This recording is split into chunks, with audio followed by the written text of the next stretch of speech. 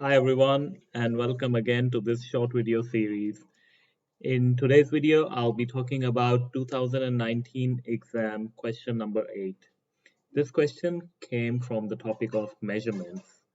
So we're going to look at the study matrix again on StudyNinja website. We've got the questions sorted by topic and by difficulty level. So this topic is measurements, which is topic 17, I believe. Yep. And the question types are only one type of questions being sorted, which is mostly easy type of questions that come in the exam. So let's open this.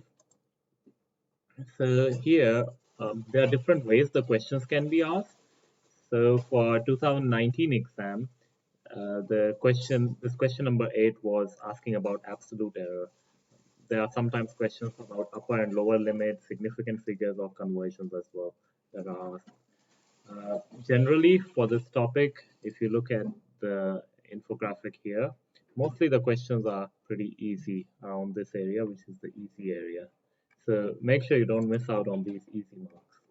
So let's go to the question now, 2019 question 8.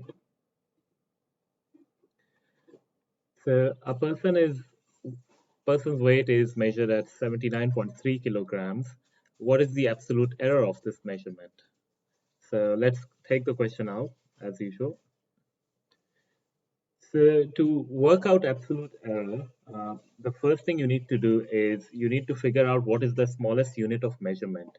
In this case, the smallest unit that is given here is this, which is zero point 0.1 of a kilogram. So they are recording the unit up to 0.1 kilograms. So next, the absolute error is worked out. Once you have worked out the smallest unit, then it's simply the half of that would be the absolute error. So zero point 0.1 divided by 2, which is equal to 0.05 kilograms. Now, looking at the answer, there is nothing quoted in kilograms. So what you need to do is convert kilograms into grams. So which is multiply this by 1000. That will give you 50 grams. So your answer would be 50 grams, option B.